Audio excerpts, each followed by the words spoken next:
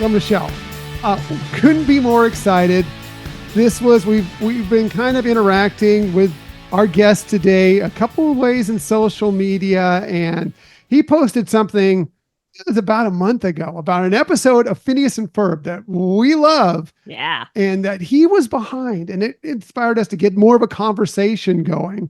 And now he's joining us on the show. Isn't that exciting? Oh my God, words can't say how excited I am for this interview today. So here he is. We are so excited to be joined. He's a New York Times and USA Today bestselling author. He's an Emmy Award winner. And as far as we know, the only human on earth to write for both Mystery Science Theater 3000 and Doctor Who. That's a mic drop right there. He's also written for so many of the shows we know, we love, you love, Milo Murphy's Law, Hamster and Gretel, and of course, Phineas and Ferb. Yes. He is Joshua Pruett, and he's with us now. Joshua, thank you so much for joining us on the Hyperion Adventures podcast. Oh, my pleasure. Hi, Tom. Hi, Michelle. Thank you for having me today. That's my favorite introduction that has ever happened on a podcast. I appreciate that so much. Mark that down, Michelle. Yes. Mark that down. Favorite introduction of all time. I'm still excited he said my name. I know. We're just so happy to have you here because we have so many great things to talk about. You've done so much, and it's been your career is so interesting. And again, we are huge Phineas and Ferb fans, so we'll be getting to that. But we want to get to a few other things before we get to that part of it. First of all, as Dr. Heinz Doofenshmirtz might say, backstory. We want to know how you got involved in making writing your career, what inspired you, and how did that progress to getting involved in television writing in particular? It was quite a journey, and certainly I think the truth of it, like everyone says, is that everyone's path is really weird. Everyone's path is circuitous and their own path, right, that they kind of carve out. And mine was the same. When I was a kid, I was like a monster kid. I was raised on movies and comic books, and for a while there, I thought I wanted to be a monster designer for like Stan Winston Studios. There's a tremendous artist concept designer named Mark Crash McCreary, and he did the Jurassic Park dinosaurs for Stan Winston. He designed an extraordinary monster called the Cathoga for a wild movie called The Relic from the 90s. And looking at his art as a kid, my dad was a huge film aficionado, and he actually was in the LA cast of Phantom of the Opera. So I was also like a theater kid, and so when I would visit my dad in Los Angeles, we would go downtown, and they had these incredible movie bookshops. And so they had a magazine called Cinefex, and it was like a trade mag for physical effects industry. And so the behind the scenes was incredible. The access was incredible. My dad was just buying them for fun, just because he was a fan too. And in these magazines, they would have step-by-step processes for creature design, for physical monster design, special effects design. And I was just enamored. So I thought that's what I was going to do. And was drawing monsters all the time. I was also writing short stories. I didn't really understand the connection quite yet. I just was passionate about both. I wanted to get into film. I was into all of it. I thought I was going to be a comic book artist, the gamut, right? I was going to do everything, you guys. You have, but okay. And then I have. That's 100% true, Michelle. And then Toy Story and Prince of Egypt came out toward the end of my high school days. I think I was junior year, early senior year, and I was like, oh, wait, like my interest in writing and my interest in drawing, that's what a story artist does. Kind of the behind the scenes on the early Pixar DVDs was part of my education, and finding out what a story artist actually did and how they contributed to the films. And I was like, oh, I want to do that. And ended up at Cal State Fullerton, where they actually had an entertainment art animation program. I did go to community college for a little bit, got my GEs done, and ended up at Fullerton, and kind of there was doing a lot of personal work. So I would do mini comics with my friends. we called ourselves the Those Guys, and we actually exhibited at Comic-Con in San Diego for about 5 years as a group. And my buddy Mike, one of my best friends in the world, he was like, "Dude, you got to get your short stories out in the world. Like, get off your tail and do something." And so I would make these little chapbooks. They were like Xerox copies of short stories with illustrated covers that I did, and then these mini comics, and we would take them down there just to do it, just to make things and show it to people, which is still some of the best advice I ever got about, how to get in. But at that point in college, at Fullerton, we weren't the rich kids who could afford to go to private university. And, it's a different experience. It was really about the community. It wasn't about being competitive. And so I made lifetime friends there at Fullerton, and kind of put those comics together and those chapbooks together, and, tried to get into studios and didn't really have any luck. But ended up doing grad study. So I did a graduate degree in illustration because I wasn't ready. I didn't feel like my work was good enough yet. And I figured I started this thing, I started strategizing. And it's something that I'm not sure that, there are people who do this, who have that mix of the left and right brain. But I asked, as I was graduating, I asked my department chair, I was like, "Hey, Larry Johnson, who's an illustrator, I was like, do you have any advice? Like, we're going off into the world. Like, do you have any advice about how to do this?" And he said, "Hey, short-term and long-term plans." And it was the first time I had ever heard that. And I actually spent some time thinking about that. And that's what led me to get a graduate degree. I wasn't burned out on school. I didn't feel like my work was up to snuff. I wanted to give myself a little more time, a little more of a landing pad, or a takeoff pad rather. And I realized it would let me apply for more internships, help more opportunities to get my foot in the door. And had an internship at a small production company that folded while we were there. That was fascinating. Worked at Warner Brothers the summer Osmosis Jones came out, and the place was like a graveyard. It was so dark there. And I had spent years trying to get into DreamWorks because, like, DreamWorks, watching Prince of Egypt when I was a kid, I was like, oh, that's where I want to be. Like, I can't get up to Pixar really, but I would love to, go to DreamWorks. And I ended up applying for an internship with the Donner Company. So this is Richard Donner, who did Superman, Omen, Goonies, one of the greatest we've ever had, and his wife Lauren Schuler Donner, who was producing the X-Men films at the time. They had an office in Beverly Hills, and I applied for an unpaid internship position, and I got it, right? But it's me driving from Fullerton, poor college student, into Beverly Hills, going and picking up other people's lunches every day, right? So you were And I would, Carl. yeah, 100%. I was an unpaid. I was Carl, and I was trying to figure out where my monogram was going to be. But I really wanted DreamWorks, and so this is the third time I had applied to their internship, and so I started thinking about this strategy thing, and so I reached out to the guy who was hiring, and was like, "Hey, I've got this offer in hand from the Donner Company, but I would much rather be with you guys. Like, have you made your selection? Blah blah blah." And they're like, "Actually, you know what? Like, let's do it. Like, why don't you come on board?" So that was kind of the beginning of everything.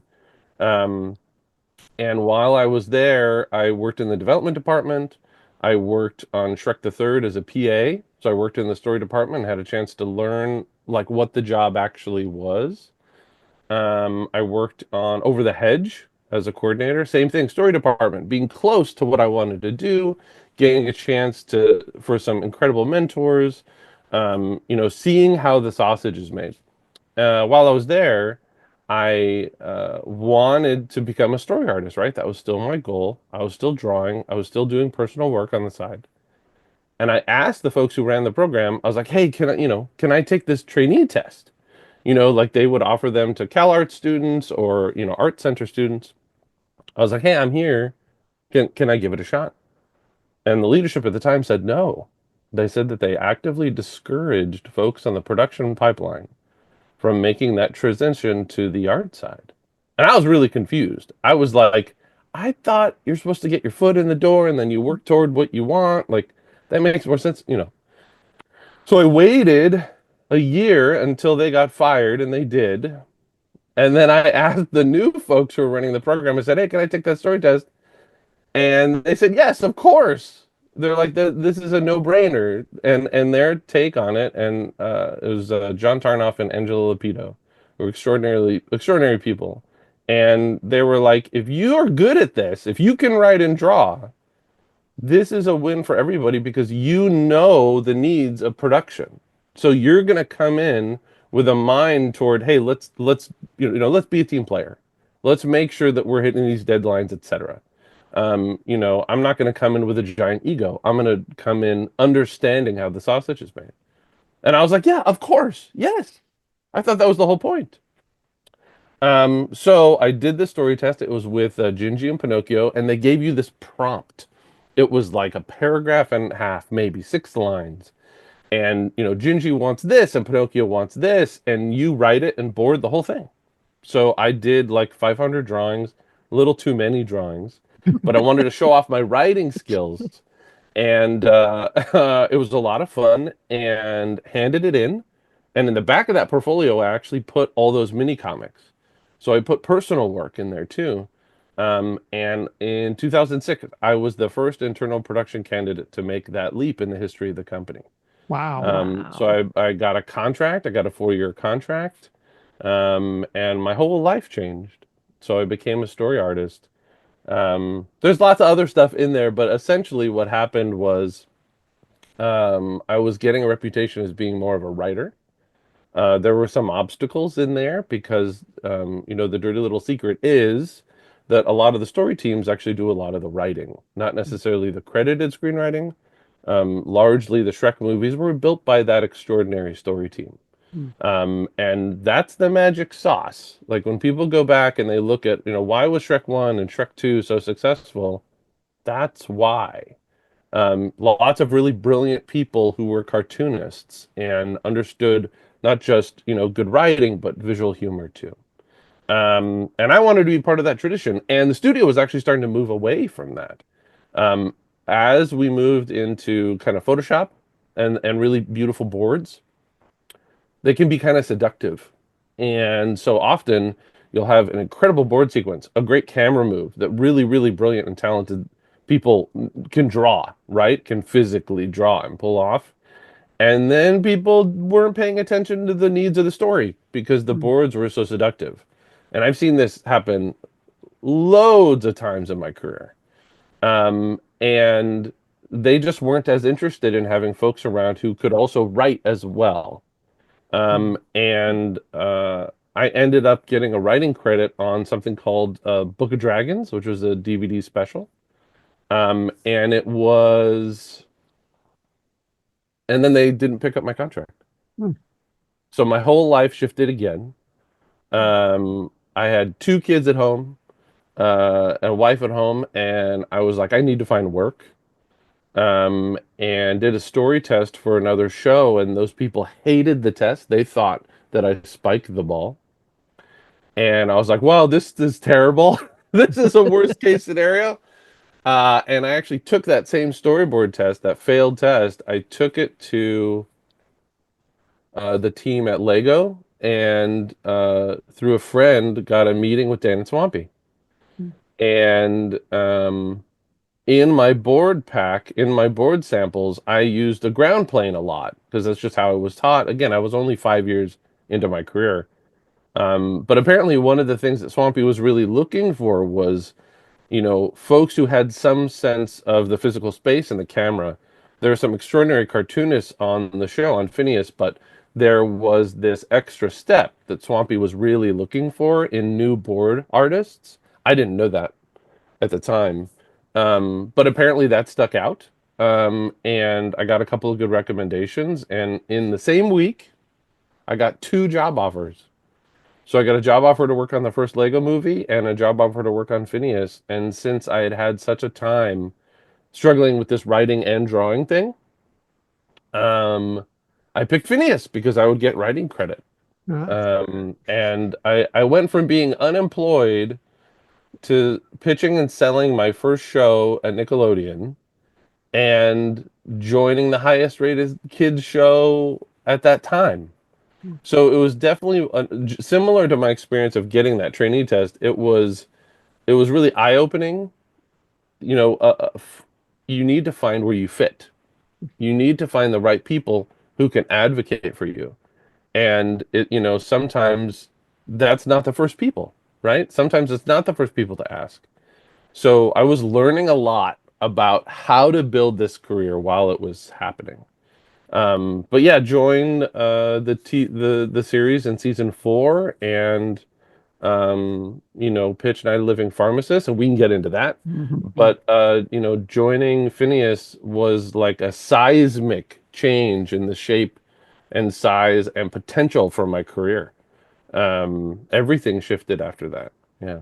But yeah, that's a shorter version, but yes, that's kind of how that's most of my backstory. Very cool.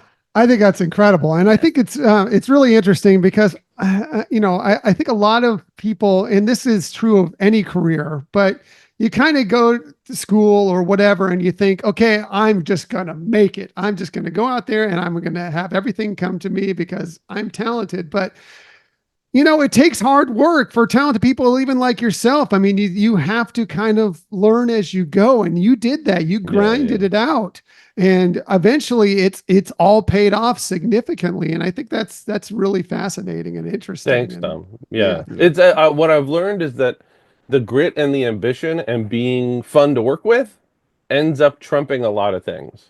Like I'm not as gifted a storyboard artist as a lot of people. Like it's not my superpower. Writing is much more my superpower. Structure is much more my superpower. I had to find that. I had to identify that. But I don't give up. Like I'm not that kind of person. And I feel like part of this journey is there's this line in Star Wars. Is it Han? I think it's Luke. Oh no, it's Han, where he's like everybody got delusions of grandeur. Like I think it's in Empire, and it's like when people talk about writer's block or finding inspiration or those things, like some of those things are very common. But what I would say number one is if you want a creative career, you have to be a little bit delusional, because what you have to visualize the impossible, which is this thing's going to happen. Someone's going to say yes. They're going to say yes again. They're going to say yes again. They're going to say yes again. I'm going to create these opportunities. If I don't see the right door to knock on, I'm going to build a door. I'm going to create an opportunity for myself. Nice. So you have to be delusional. You have to be. It's like that imagination and creativity that you have, that you feel like you have. You have to use more of that to believe bigger than anybody else. And for me, I think that's made a huge difference in my career, and especially in the trajectory of my career, because I don't give up. Nice. I'm kind of annoying. I'm a little bit obnoxious, and I think it's helped. I think it's made a big difference. For sure. But yeah, you got to be a little bit delusional. Cool. You've definitely been rewarded for it, and I think we've all been rewarded for all the grit and everything that you've put in, and the nonstop efforts that you've made for it, for sure, right, Michelle? Absolutely. Oh my God, 100%. What a cool story! So, like I mentioned, we're going to get to Phineas and Ferb in a little bit, and you've got some exciting new stuff happening here. But I want to we're going to go into a little circuitous effort here as we go through some of the things you've done, because one of the things I want to talk about first is a show that we've loved for decades now, that you've had a chance to play a part in. We've already mentioned it. Of course, it's Mystery Science Theater 3000. Yes. We are such a huge fans of that show. How did you ever get the chance to be a writer for that show? It's got to be, and that had to be an amazing thing for you to absolutely insane. And I consider the show part of my DNA. This is what I always say, is that most of my personality came from Crow. Like I think I was kind of a boring kid before I started watching the show. And I was watching it. I was like 13, 14 years old, I think, when I discovered it the first time and saw giant Gila monster late night at a buddy's birthday sleepover and saw I was like, "Oh, cool, black and white monster movie. Sign me up." And then like everyone else noticed the silhouettes at the bottom of the screen, asked my buddy to turn it up and was like, "Oh my gosh, they're making jokes over the movie. This is the greatest thing I've ever seen in my entire life." So yeah, Dyed in the Wool fan, little card carrying. I was a member of the MSD3K info club. Like I have the card still that was sent back to me from them from Minnesota. I laminate it myself, I swear. Um, and so yeah, I mean, like a lot of these things, all rivers flow back to Phineas. So literally my first week when I was on the show, this is October, November 2011. So I walk into our animatic editor's office, um, Lauren, and she has a giant Mystery Science Theater 3000, the movie poster on her office wall. And I go, "Hey, we're immediately best friends." And and like that's what happened. And Lauren is the best. And she had been friends with Jonah Ray. They've known each other for years and years and go way back. And right around before Milo, right before Milo, um, Jonah and Joel had been kind of brainstorming how they might bring the show back. And, Jonah reached out to Lauren and was like, "Hey, do you know any storyboard artists who who would be a fan of the show? Because we don't have a lot of money. There's not, the Kickstarter hasn't happened yet, but who'd be willing to maybe help us out?" And she thought of me right away. And I had my storyboards up. So, for those of you out here who want to be a storyboard artist, always get your website up. Make sure your samples are out there for the world. You never know when the creator of your favorite show is going to be looking for help, and you need to send them your work. So actually, some of the stuff that got me hired on Phineas is actually on that website. And so Lauren texted me and said, "Hey, I just sent your stuff to Jonah. He's going to forward it to Joel." And I was like, "I don't know what's happening. The world is crazy." And I kind of forgot about it because I was like obsessed. Like I had to take a breath. And then I suddenly get an email from Joel saying, "Hey, this is Joel Hodgson, the creator of Mystery Science Theater. Would love to see if you're interested in doing some storyboards for us." And so what it came down to was Joel was scripting the new song, the new intro song. And it was a little more ambitious. And it had a lot of it was longer. Jonah's origin in the first episode in particular was longer. We get a little more backstory, right? And so they needed somebody, who knew the show, who could put this thing together. And in Toon Boom Storyboard Pro, which was the program we were all kind of using, lots of folks are still using it. One of the functionalities, which is so helpful, you can create an animatic. So you can add sound effects. You can actually create something for presentation that's one step more sophisticated. And so I knew how to do that, and I knew how to put those things together. So what I would do is a very iterative process. Joel would send me changes. I would draw it. I would put in temporary theme music. I would put in a certain amount of sound effects so that he had a sense of the timing. Because the idea is that the storyboard sequence it's a translation tool for the effects department, for the director of photography, for the director on set. So it's different than my experience working in animation, but part of what they were doing is using my boards a little bit as a sales tool. Joel would show this to the different departments that were going to be coming on board and be like, "It's going to be like this. It's going to be like this." And because Joel's such a tremendous kind of creative guy, like I would pitch him things. I would pitch him ideas. So like in the final for season 11, where Kinga, Felicia Day, and TV's Max, Patton Oswalt are doing the like radio play kind of setup where they're duping Jonah into thinking that people need help and rescuing on the planet. like I put it together so it looked like a radio show, live radio show with the mics. And like I gave Felicia the fire extinguisher because I thought, as a sound effect thing. So there's little touches in there that Joel was more than open to that I just got to pitch. And some of that came from my experience on Phineas and working at DreamWorks, where it's like best idea wins. Best idea wins. And what I've learned over time is that the best leaders are not threatened with a good idea. I've worked with too many people who I think it comes from insecurity or whatever their challenges are.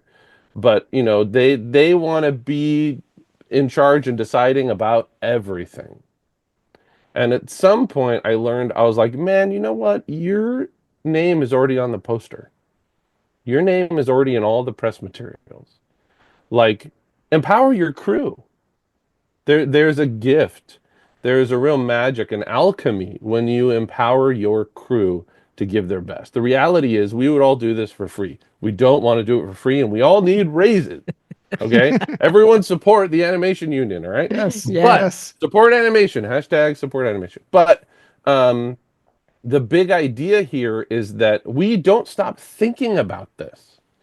Writers, storyboard artists, designers, when we go home, we're still generating ideas. We're like, because we love this, because it's the best job ever. And the worst jobs I've ever had is where they make you feel so bad. They make you feel so small because that serves their ego. I don't think about it when I get home. I turn it off. Turn it off at the end of the day, go home, do something else. Work on my own thing. Write books, write comics. That's not a bad thing. But the idea of, setting your crew on fire, letting them like engage and contribute and feel appreciated, that's a gift. And that's the sort of thing that gets all the way to the audience.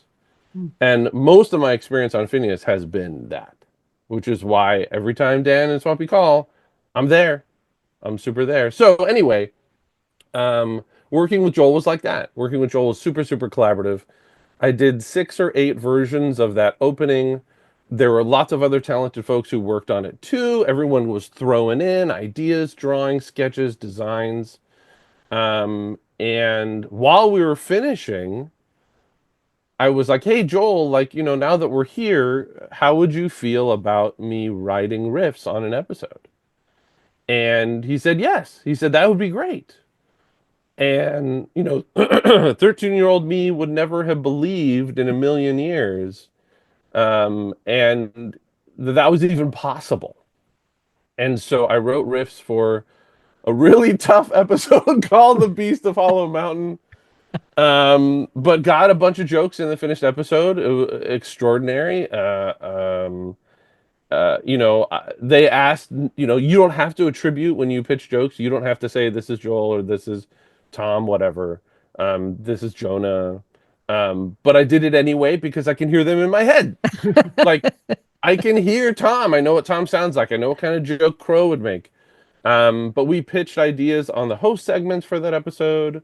And the head writer, he had a thing where he was like, hey, we're in the Costco business of jokes. We want more jokes. Give us as many jokes as you can. If you've got one area for a joke, give us, more, whatever. And because of my experience working on Phineas and Milo and doing more writing in my career, moving away from storyboard into writing, I was used to something called alts. So often when we're pitching a joke, on Milo or Phineas, we are pitching more than one joke in that joke area. We're pitching alts, alternative ideas. And some of it's just a muscle. It's rote, right? So you're writing, and then you're like, oh, it could be this, it could be this, it could be this. And I think they wanted 400 or 500 jokes from us from the entire episode. I think I watched the movie 3 times. Whew, it was tough. It's a monster movie where the monster shows up 3 minutes before the end. Um, yeah, it's insane. It's mostly a soap opera. It's a telenovela that you'd watch with your abuelita. Like that's what this movie is. But I think I turned in 800 or 900 jokes because that's where I was at in my career. I knew how to do that, and I also felt like I needed to shoot my shot. right? Like I'm writing jokes for my favorite show of all time, and was not gonna drop the ball. Um, but yeah, it's crazy. It was an extraordinary experience, absolutely extraordinary experience. So I have credits on season 11 as a concept designer and animatics, and then a writer. And then they were also kind enough to give me credit on season 12 because they used almost the exact same opening sequence. Wow. So yeah, dream come true. Yeah. for sure. Yeah. So that process had to be very different than working on like a Phineas and Ferb, where you're doing a story, and here you're kind of taking a story that's in existence, right? And Oh creating yeah, jokes. it was very different, but I would say being a Mystery Science fan all those years, that was my training. Like, watching all my favorite episodes. And, I say this thing, especially when I go talk to like young people or go to colleges and share. Sometimes a really good movie is you can't quite suss out how it does what it does. I feel like I've learned more from watching bad movies because it's obvious what's not working. So in some ways, watching Mystery Science Theater was my film school. I think Mike Nelson has a joke in season 7, I think, where it's like, "Oh, somebody forgot to have something happen in this scene." Really good joke. Also, oh, every scene needs to have something happen in it. Oh, note to self.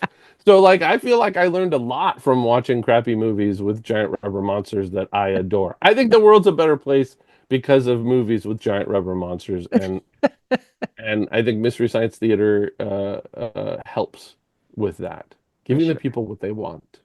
Well, we loved it. Yes. The reboot of it when it came out here a few years ago, like Yeah, yeah. it didn't skip a beat. I mean, it was as funny as ever.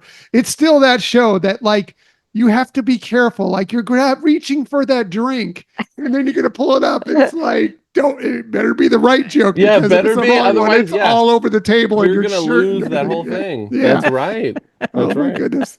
So that's And so. apparently we've got a really fun Turkey Day headed our way next week, where they've got like Mike Flanagan and David Desmalian, who's going to be doing their picks for Turkey Day. So I will be seated. I will Yeah. be seated for Turkey Day, like I am every year. Definitely. 100%. It's that time of year for Yes. sure. For Yeah. sure. So that's a dream come true. But that wasn't the only dream come true that's happened for you No, since that. no. You've also written for one of your favorite science fantasy shows, which Yes. is incredible. Doctor Who. What was that? How did you get involved with Doctor Who? And what was that like for you? It's another crazy story. um, Uh, uh, yeah, so I always say Mystery Science Theater is my favorite show of all time. Doctor Who is my favorite show of all time in space. So that's how I justify it in my head. Again, everything comes back to Phineas, and I have to be careful so Dan and Swampy don't get too big of a head. But that's Too also the late. truth. Too late. So part of the thing is if you want to do this for a career, I wanted to write stuff for Doctor Who. I was like, there's no chance I'll ever get to write for the show proper. But there's these wonderful books, there's comics, there's Big Finish who creates extraordinary audios featuring the real doctors who inhabited those roles so incredibly well. Um, and so I wanted to be like them. I was like, how do I do this? How do I make this happen? And I'd been doing some license work for other studios, and that's what it is. It's license work, right? You have to be able to adhere to the rules of that universe, step into that sandbox smoothly. But what it came down to was uh, uh, stalking people in a polite way on social media. So finding the folks who do what I wanted to do and getting a sense of their career path, getting a sense of the work that they do outside of Doctor Who, and just educating myself. And so at some point, I found this extraordinary writer and producer. Her name is Jack Rayner. Love her forever. And she has been working with Big Finish and Doctor Who Universe for almost 20 years at this point. And so when I found her on Twitter, her profile picture was Vanessa from Phineas and Ferb. And when she saw that I had worked on the show, we started immediate mutual admiration society, and connected. Her kids really liked watching Milo Murphy's Law and, of course, watching Phineas. And so, we got on like a house on fire, and there were a handful of opportunities that came up through BBC Books where it was a little like a cattle call situation where people could apply for that opportunity. I had asked Jack if she wouldn't mind recommending me. Those didn't work out, but in the middle of the pandemic, Jack emails me. I'm out taking a walk in the morning, trying to get my exercise in. Things are dark, right? We don't know where work is coming from. It's a dark time for folks. And I get this email from Jack saying that, she just got promoted to produce an original series featuring the Sixth Doctor, Colin Baker. And she offered for me to write an episode of Doctor Who for her. And I cried. And then I went home and I ran around the house like a maniac and wrote her back and said, yes, yes, yes. Oh my God, yes. Oh my God, yes. And so, yeah, I got to write an adventure for Colin Baker, the Sixth Doctor. It's on a disc called Water Worlds. My story is called Tides of the Moon. Worked with extraordinary people like Ruth Madeley, and dream come true. And literally, I kitchen sinked the thing. I put in everything that I wanted to say about the Doctor, about who I thought the Doctor was, who I thought Colin Baker's Doctor was all about. The pompousness, the self-righteousness, and the compassion, kind of all at the same time. And got to write for Bonnie as Melanie Bush, and worked with a tremendous story editor, Rob Valentine, who was like, Josh, I don't know that we need the cloister bell in this particular episode. I was putting everything in. I was putting in all, it's like my Mystery Science Theater version, influencing my Doctor Who experience, going, put in all the references, Josh, put them all in. But no, wanting to come up with a great story, thinking about the great Doctor Who writer Robert Holmes, and how he would introduce these wonderful supporting characters, right? The Doctor comes in and is dropped into a pre-existing world, right? With wonderful characters who have lives before the Doctor, and some of them have lives, some of them after the Doctor has come through and helped save the day. And so I was mindful of that, mindful of the current series, incredible work that Russell T Davies and Stephen Moffat had been doing, and Chris Chibnall, extraordinary experience. I got to sit in on the record just like this, and had Colin Baker like talking about my script and being so effusive, and the actors were enjoying it. This is what's nuts, and I know you guys would appreciate more than most. I was in awe that I was on a Zoom with them at all, right? Mhm. And it's like Doctor Who is an institution. Like, Colin Baker will always be the Sixth Doctor forever, right? Like, that's what we're talking about. 60 years, yeah? And so, and hopefully 600 more. But the big idea is like that I can't. It's huge. It's a monolith, right? Like I like literally. There's a TARDIS that I built by hand, sitting behind my desk, right, sitting behind my chair. I couldn't love this thing more. They wanted to talk about Phineas and Ferb. Like they were so like it was adorable. Like, and I mean, obviously, I am so grateful that I get to do what I do and got to work on the things that I've worked on. But like it broke my brain. Like, Colin has grandkids who watch the show, and so they wanted to talk about Phineas and Ferb. Wow. And I'm like, hold on. I'm talking to the Doctor. Let me catch my breath here a second. But yeah, and then I got the chance to do there's a second one that'll be out. It's quite a few years. Writing for Doctor Who is definitely time travel. Writing for animation is time travel. Writing for Doctor Who is absolutely time travel. So I've got something really scary coming down the pike a couple years down, and in the process, hopefully, of doing some more work for Big Finish. So, wow. That's what a dream. What an amazing thing. And as you said it already, it's a dream come true for you. I mean, 100%. Growing up, your intro, Tom, will be on my tombstone. like that, only human being on Earth to write for both those shows. Like that's wow.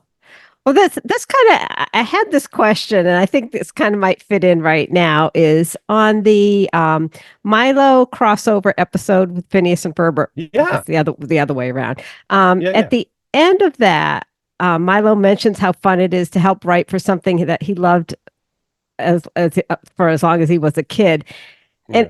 and I'm thinking it kind of reminded me of the situation. Was this a line inspired by your experience, or did I just read too much into it? You want to hear something crazy? Yeah. I wrote that before that happened. Wow. No way. Yes. Oh, you need to write for The Simpsons. And then yeah. I'm gonna start being a prophet Yeah. in animation. But yeah, Michelle, that happened before. That Wow. happened before. It was nuts. Oh my It, gosh, it that's was nuts. hilarious. That's Yeah, great. Like, we saw that and thought, sure. We're like, oh, this was after. Yeah, And yeah. he's like, could you imagine that I did this? And you were writing yourself right into the character there. no, I was and that manifesting. yeah, this- exactly. yeah. Awesome. Maybe it was time travel. Yeah, again, it's all time travel. Writing animation, time travel. Yeah. Writing Doctor Who's time travel. Oh my gosh. So let's go ahead. We've held off long enough. Although you've mentioned it several times here, let's go ahead and get into Phineas and Ferb, because that is Great. the show that, I mean, we love all these shows dearly, but Yeah. that show is our show, and it's something that I'll admit to you, Joshua, we came into it late. When it was first on, we weren't involved in it. It was something we Yeah. kind of picked up later on down the line. We'd heard some family members, some friends that told us you should try it and check it out, but we just never got involved with it. I think we got Didn't into it in the believe. Star Wars episode. I think because Yeah. we're Star Wars Oh, fans. awesome. Yeah. Was yeah, the first one that we Great- watched, and we're great like, choice. that's cool. Although we didn't understand a lot of what the backgrounds of a lot of the characters. So then we started watching some more, and we watched 2 or 3 episodes. We're like, wow, this is amazing because this show is so interesting. Yes, it's a kids show, but it's not necessarily completely Right. aimed at kids. Right. It doesn't dumb anything down. There are jokes that will hit on all age levels. It doesn't matter. It is so darn good. So you've been involved in, as you mentioned, you picked it up in season 4 is when you became involved with it, and you've written for some of the episodes that are epic. Some of the ones that many of you know. You've already mentioned Night of the Living Pharmacist. We will definitely Right. get into that because that's what led Yeah, us yeah. here. Yeah, But Mission Marvel, Tales from the Resistance, Phineas and Ferb Save Summer, Last Day of Summer, so many more episodes. What is it like writing for this incredible show? It's the best sandbox in animation. It's if not the top experience I've ever had working in animation. It's in the top 2.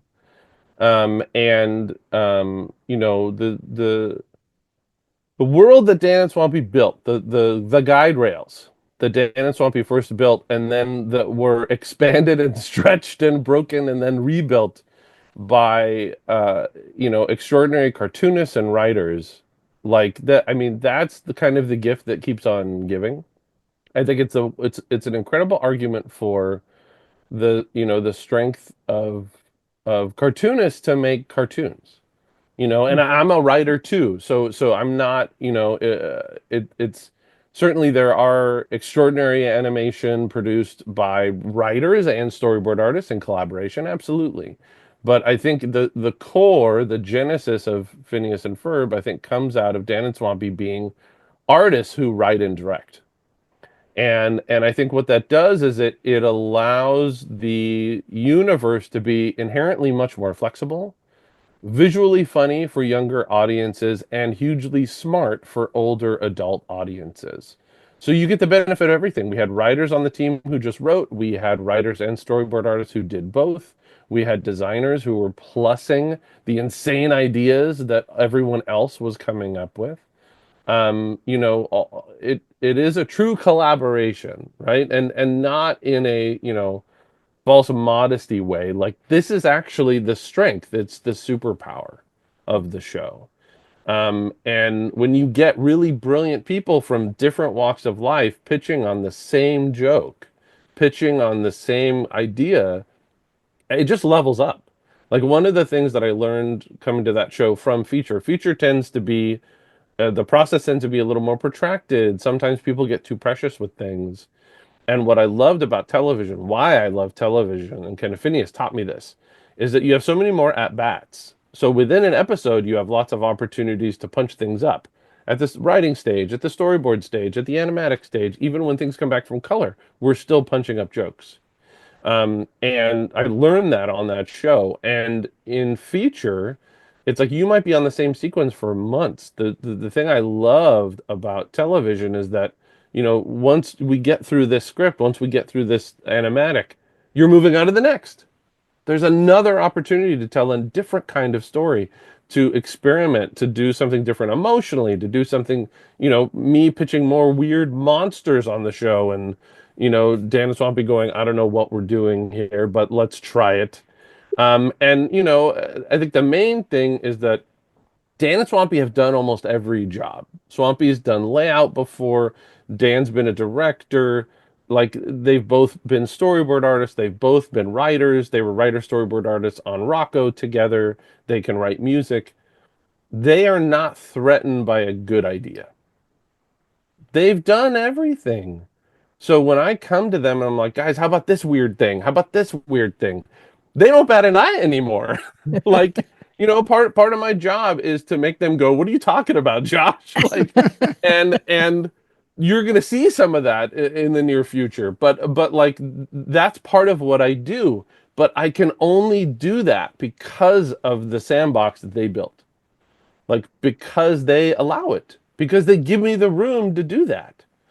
And I've worked with very few people in my career who give me the room to be me, to be the most insane, ambitious, and the best version of me, the best version of me. And they take that and run with it. And again, that's the gift. The gift is when you empower your team like that, extraordinary things happen, and that gets all the way to you guys. I think there's a reason why people love the show the way they love it, and the way that they take it into their hearts and I think that's it. I think that's it, because they created a situation where we could put our hearts, our jokes, our insecurities, our fears, everything into these amazing characters, and people can feel it. And I think that's part of the magic of the show. Yeah, and I think that it's interesting you're saying that, because, and you don't know this about me, but one of the things, I've gone through culinary school. I have a chef background. And cooking is part of you. Yes, it's putting together ingredients, but two different people can put together ingredients, and the one that has the passion behind it, well said, it'll come out much better. And I feel like that's what we're getting out of Phineas and Ferb and a lot of these projects that you're talking about here. Yeah. I think you're absolutely right. It's a great analogy. Like, I think that there's lots of animation out there. And I don't know how all these other shows are produced. I know a lot of really passionate people. I know a lot of really talented people. But what I've noticed is that it's the leadership part. It's working with Scott Peterson, who's one of my dearest friends. And I just spend my life making his life harder and making him do more and more things. But he gives me that room. Scott sets the temperature. And he's one of the smartest writers I've ever worked with. And it's like, when you have a boss who wants you to do that, who's like, no, give me it. Give me your stuff. Not every other show, not every other animated or live action show. I have friends in that space, and it's like, on Phineas, we pitch our own ideas. Dan and Swampy give feedback. Scott gives feedback. Studio gives feedback. But there are ideas. They come from our lives. They come, we joke in the writer's room all the time that so many of the things that we complain about end up becoming doof backstories. Kim Roberson, who's an extraordinarily talented writer and board artist, and she's going to be so mad at me that I name checked her. But like, she'll come in and she's venting about something in her life, and I'll start laughing, and I'm like, Kim, that's doof. I'm like, that's literally Doofenshmirtz. And like, that will go into the show. That will become a backstory. And it's like, when I go back and I do research on, like shows that Carl Reiner was doing in the 50s, and these incredible writers who came out of this comedic background, live action comedic background.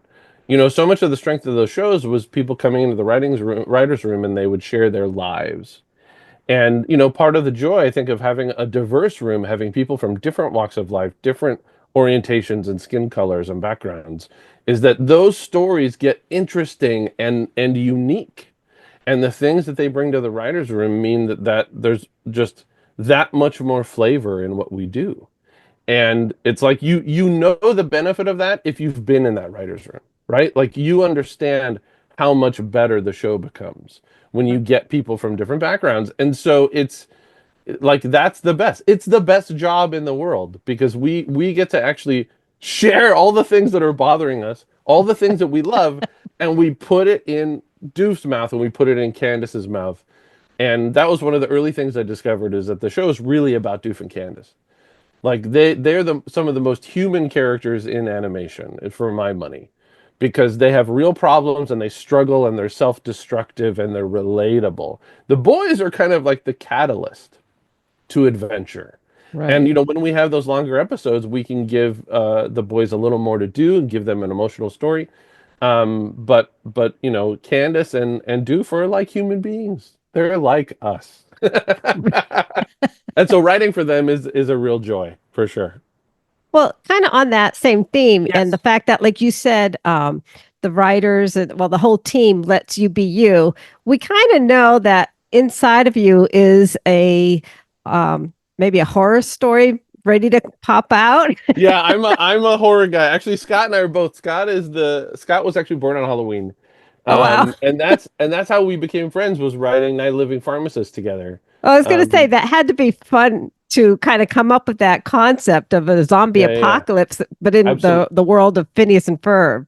Absolutely. It was I had wanted to do more writing on the show and I had asked around because it was separate.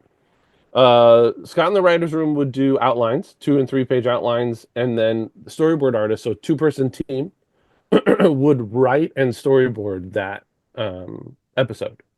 And I wanted to also contribute here. I was like, oh, I have ideas for episodes. Can I do that? And I asked some of the other teams, and they're like, no, the writers' room hates our ideas. And I was like, what?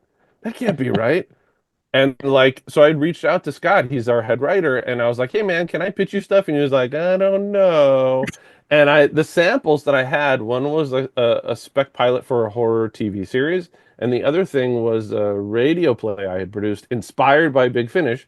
I wrote and produced my own radio play, and it was all spooky stories, like 3 short stories. And I didn't know Scott was a horror fan. I didn't know that he was born on Halloween. And I sent him this stuff. He was like, "Oh, that's pretty good." He's like, "Why don't you send me your ideas?" And I didn't know that they had been trying to make a zombie episode for 4 years.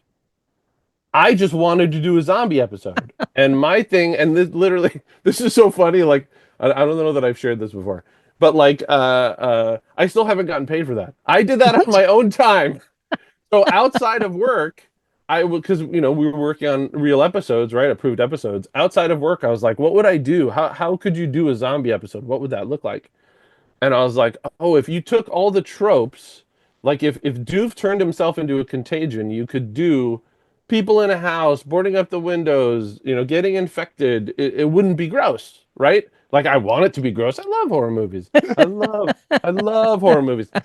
But like for a kids show for Disney, I was like, oh, you could do all the fun stuff though. You could get these characters, put them in a desperate situation. You could, see how strong Isabella really is. It seemed like a huge opportunity. And the other thing that occurred to me is that Dan might go for it because he gets to do all the voices for everybody in all That's of true. Danville once the infection spreads. And I was like, all right, I got a strategy. So Smart. I pitched it. I did that artwork. I did that poster. And really, it's a love letter to what George Romero, John Russo, and the Image 10 team did. I love that movie. I adore that movie. Oh, it's great. It's like one of the best American films ever made, let alone horror movies. And they were stoked on it. And actually, for a hot second, it was going to be a decom. It was going to be a feature-length Disney Channel original movie, but they had already had these specials in mind, so they decided to make it an hour special, which is great. But we had Denny Viteri and Jim Bernstein wrote the outline with Scott and I.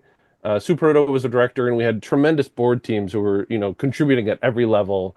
But everyone got it. Everyone was really on board, which I think part is what makes it special. And the fact that it keeps showing up. I mean, we hit 10 years.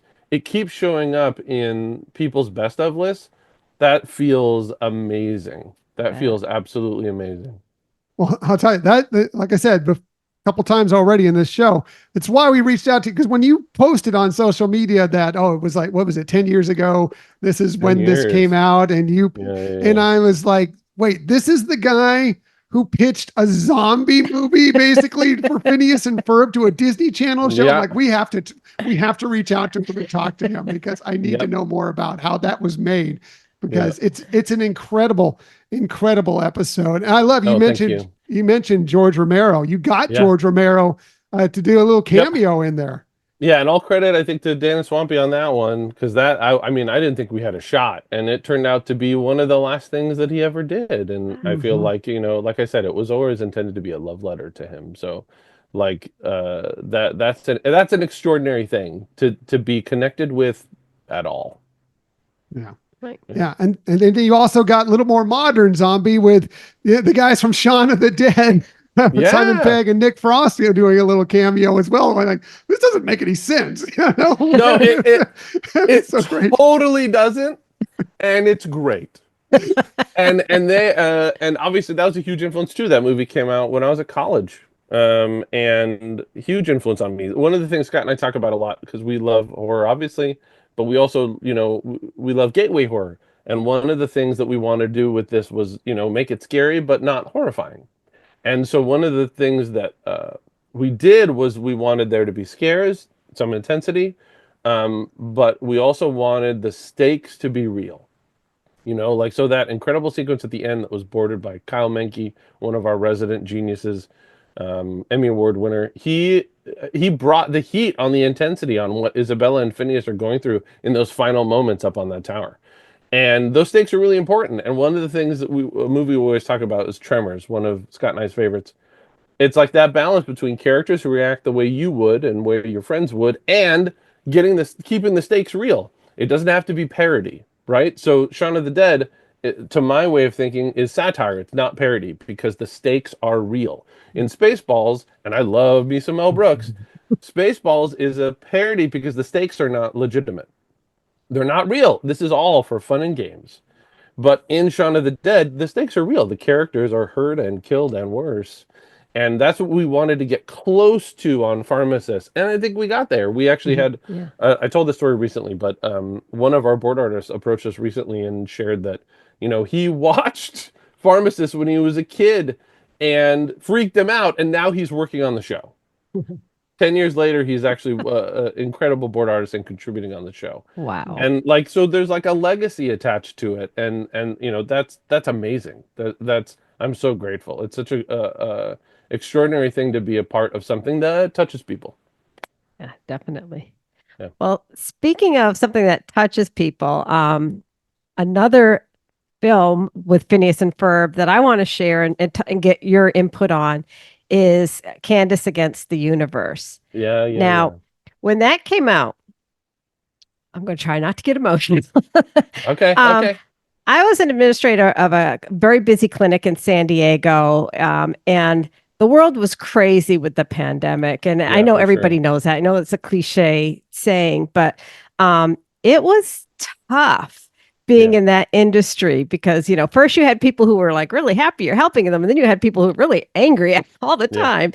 And I have to say, this movie really touched me at that time as kind of like that beacon of hope. And I, to my staff's, incredibly like patience with me, would talk about this whole thing about found family, how we're in it together. We can understand from our perspective because we're all facing it the same way. And because we're together, we can get through it. And I used to walk the halls and play the theme song and dance and everything. Amazing. I mean, this movie was everything we needed at that time, or at least everything I needed. And it really brought me joy in a time that was really difficult. So first, that's extraordinary. Thank you, Michelle, for sharing that. Oh, thank you. So, but I was thinking it had to be incredible of an experience for you getting the team back together, the band back together. It was awesome. No, number one, it was extraordinary to be asked to help out. It was toward the end of Milo, and it was right before I joined Last Kids on Earth with Scott. And we actually built a whole other story before we built Candace.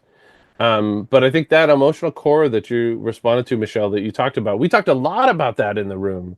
And because we knew it was going to be about Candace. Again, it's like Candace and Doof can kind of carry these bigger emotional things. And then it gives us an opportunity for the boys to express themselves too. And so part of the fun was we have these emotions that we really want to be present in the story. So let's make sure that the adventure is way over here, right? So it's like it really stretches our characters and it puts them into extraordinary situations.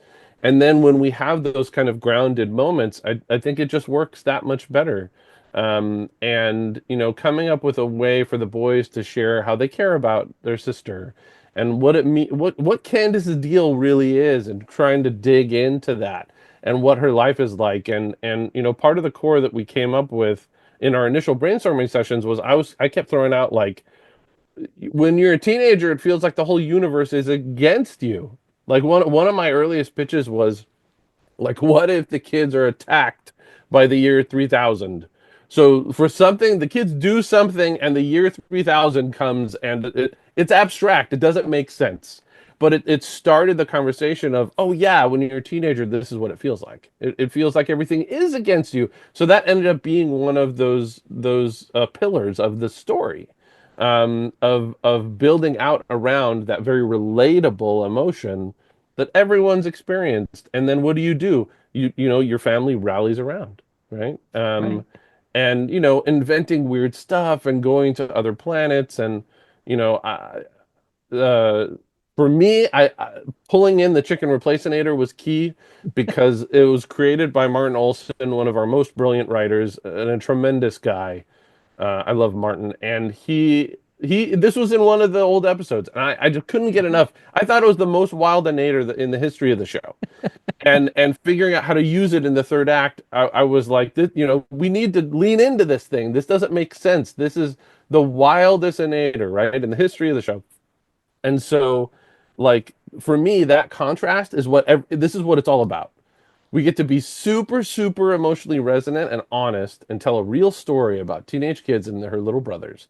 And we get the chicken replacinator moving aliens across the universe. Like, that is, for me, that's everything. Like that's yeah, I love it. I Yeah. love it. Oh, it's the best. It's so good. I think for a time it was the most streamed It was, original yeah, yeah. on Disney Plus. It won you the Emmy.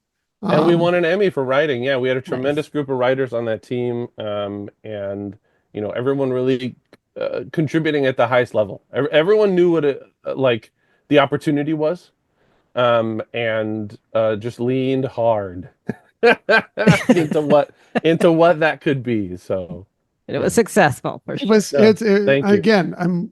It was incredible. Again, more greatness. And speaking of more greatness, and we're gonna dance around a little bit about this because we can't talk too much about it. But Michelle mentioned getting the band back together. Well, Yes. the band for Phineas and Ferb is getting back together once again.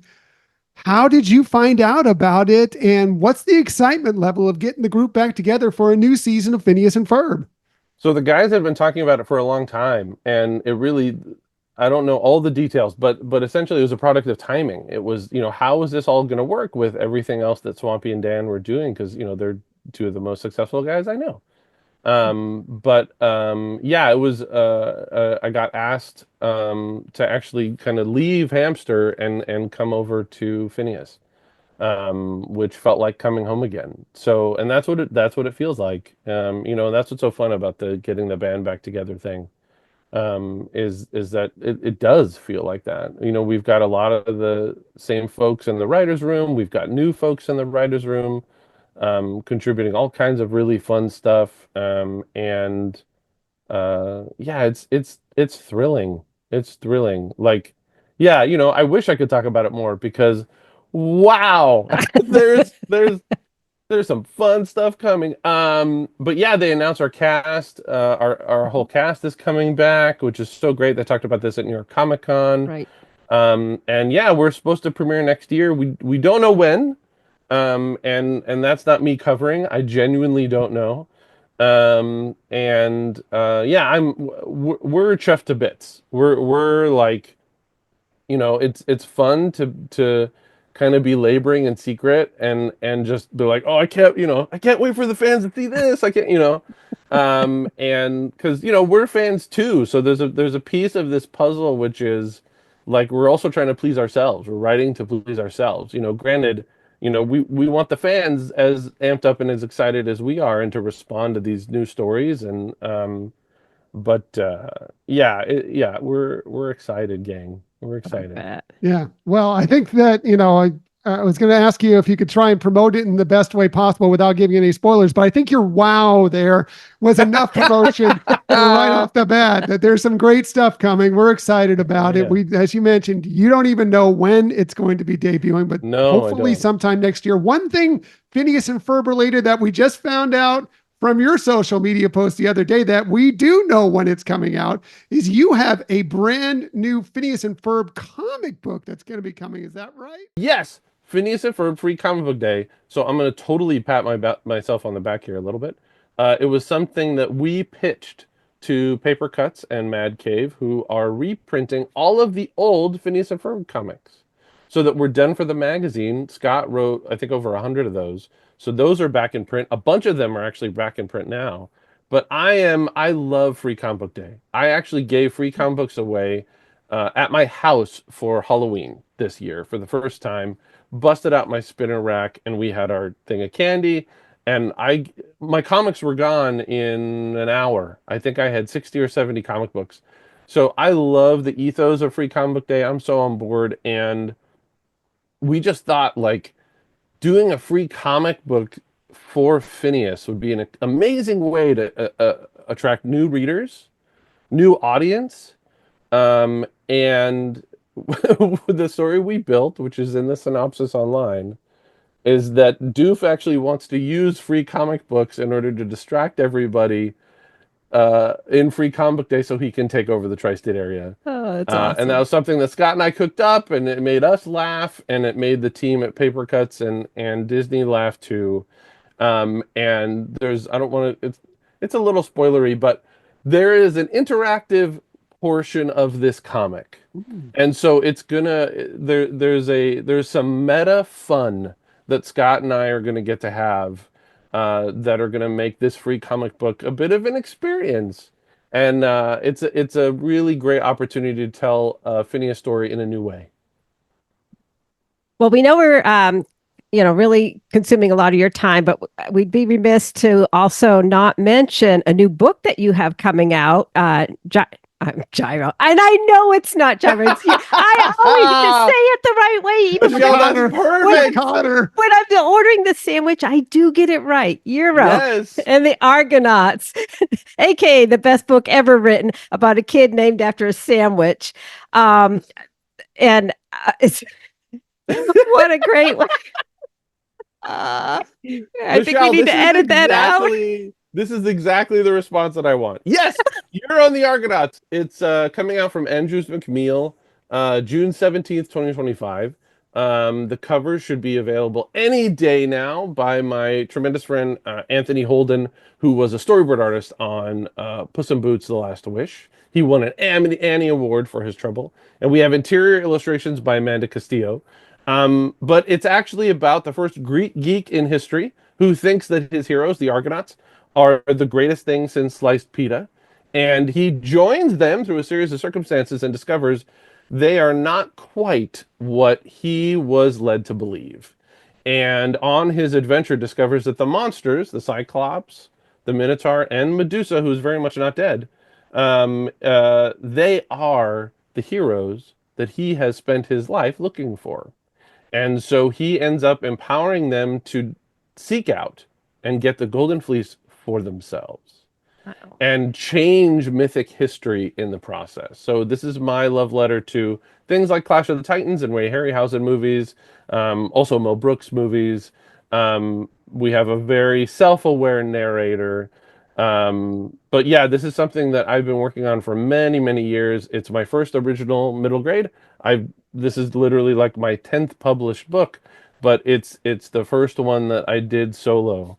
Yeah, so very, very excited. What you guys have read a little bit. You might be the first people in the world to have read a little bit of this book. What did you think about what you read? Unbelievable. The writing style of it, I just felt like you were in the room with me telling this story, first of all. Wonderful. So it just felt like, it's almost like I could have seen you acting it out in front of me. I don't know. It just felt that way. And it felt like a real genuine story too, with heart. And you kind of did that little side interjection. So as a reader, as the audience, knowing a little bit of what's going to happen, or a little bit more about this character than maybe what the character is self-aware about at that time. Well said. And yeah. I know you're saying it's for that age group, but I am sorry. I am going to be first in line to get that book. Yes. Or pre-order, I should say, Michelle. because I know you can do that already.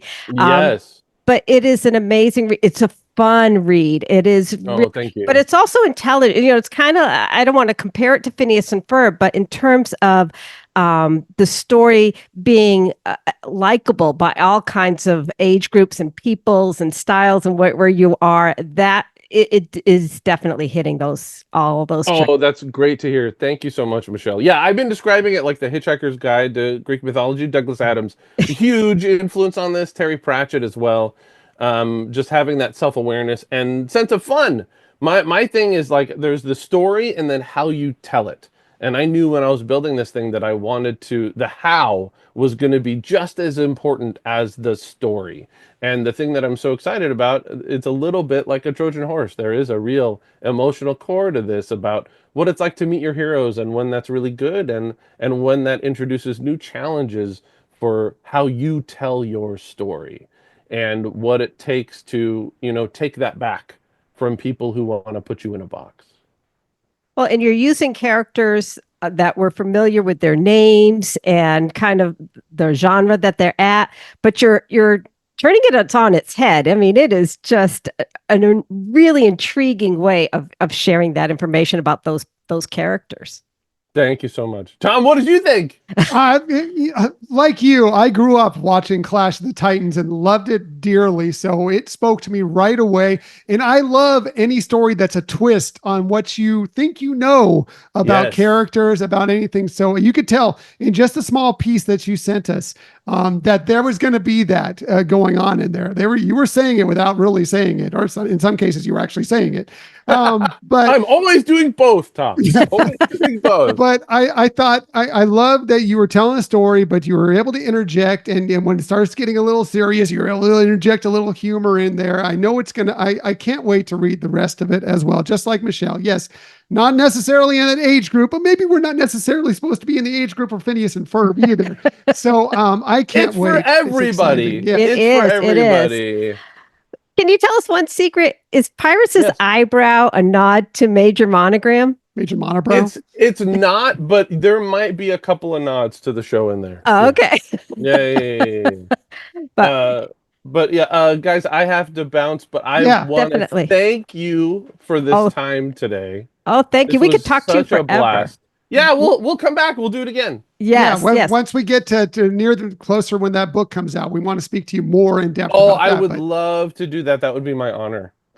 We'd be thrilled. And we will definitely in the rest of our show and in the notes mention how people can follow you and get all this great information and where they can find all this material that's out there for you. I appreciate that. You guys, thank you so much. Thank you. We're honored that you were willing to join us. Have an amazing day, Joshua. Thank you so much. Great to meet you guys. We'll do this again. Absolutely. Thank you, Joshua. Joshua Pruett, everybody. Bye, gang.